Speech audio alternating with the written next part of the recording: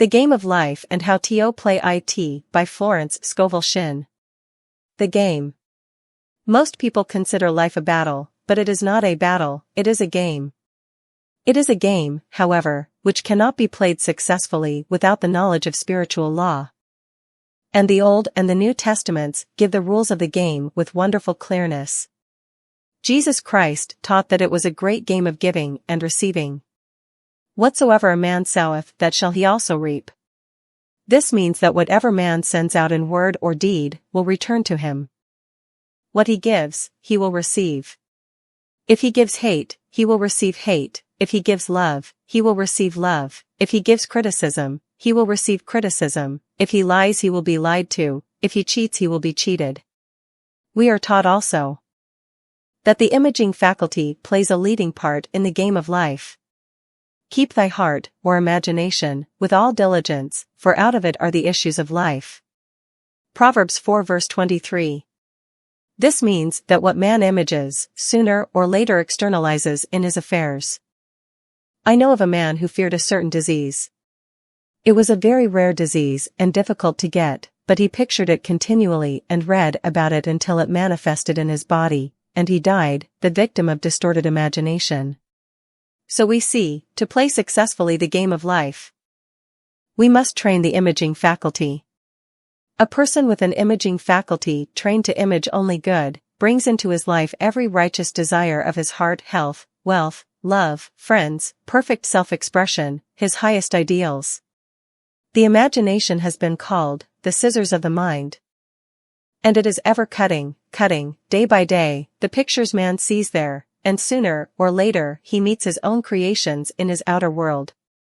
To train the imagination successfully, man must understand the workings of his mind. The Greeks said, "Know thyself." There are three departments of the mind: the subconscious, conscious, and superconscious. The subconscious is simply power, without direction.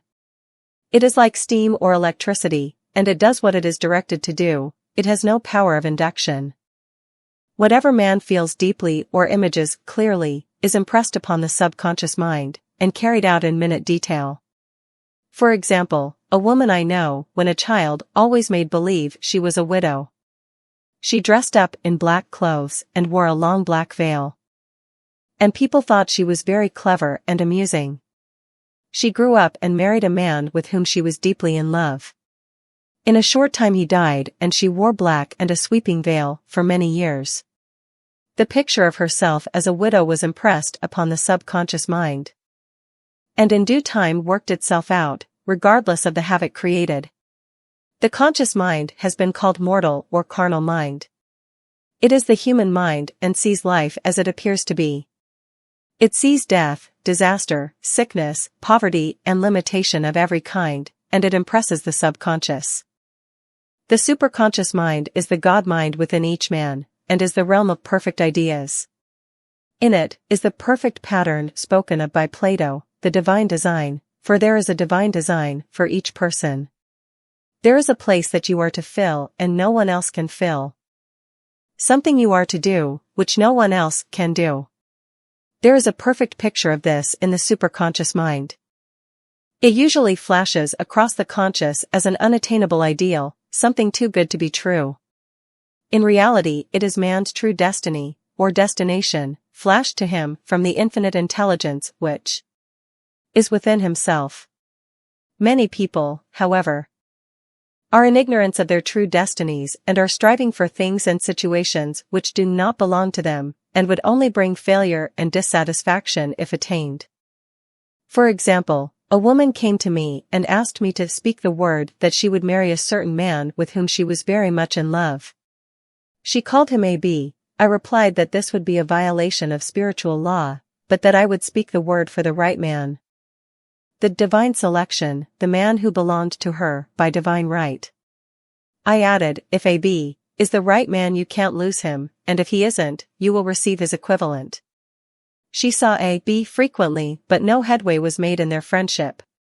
One evening she called, and said, "Do you know, for the last week, A.B. hasn't seemed so wonderful to me." I replied, "Maybe he is not the divine selection, another man may be the right one." Soon after that, she met another man who fell in love with her at once, and who said she was his ideal. In fact, he said all the things that she had always wished AB would say to her. She remarked, it was quite uncanny. She soon returned his love, and lost all interest in AB. This shows the law of substitution.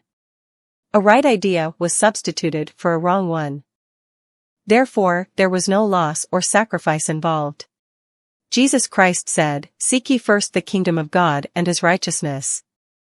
And all these things shall be added unto you," and he said the kingdom was within man. The kingdom is the realm of right ideas, or the divine pattern. Jesus Christ taught that man's words played a leading part in the game of life. By your words you are justified, and by your words you are condemned. Many people have brought disaster into their lives through idle words. For example, a woman once asked me why her life was now one of poverty of limitation. Formerly she had a home, was surrounded by beautiful things, and had plenty of money.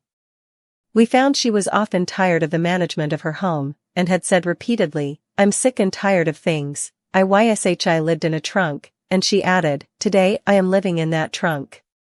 She had spoken herself into a trunk. The subconscious mind has no sense of humor, and people often joke themselves into unhappy experiences. For example, a woman who had a great deal of money joked continually about getting ready for the poorhouse. In a few years she was almost destitute, having impressed the subconscious mind with a picture of lack and limitation. Fortunately, the law works both ways, and a situation of lack may be changed to one of plenty. For example, a woman came to me one hot summer's day for a treatment for prosperity. She was worn out, dejected and discouraged. She said she possessed just $8 in the world.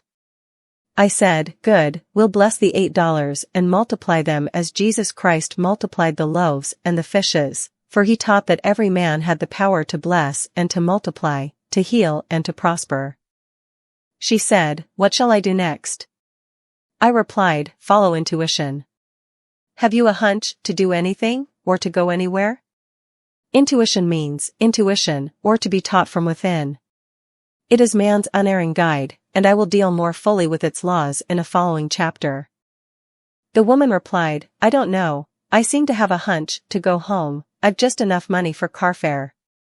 Her home was in a distant city, and was one of lack and limitation, and the reasoning mind, or intellect, would have said, "Stay in New York and get work and make some money." I replied, "Then go home, never violate a hunch." I spoke the following words for her: "Infinite Spirit, open the way for great abundance, for she is an irresistible magnet for all that belongs to her by divine right."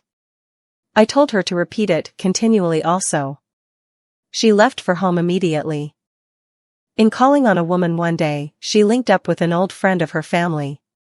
Through this friend, she received thousands of dollars in a most miraculous way. She has said to me often, "Tell people about the woman who came to you with $8 and a hunch." There is always plenty on man's pathway, but it can only be brought into manifestation through desire, faith, or the spoken word. Jesus Christ brought out clearly that man must make the first move.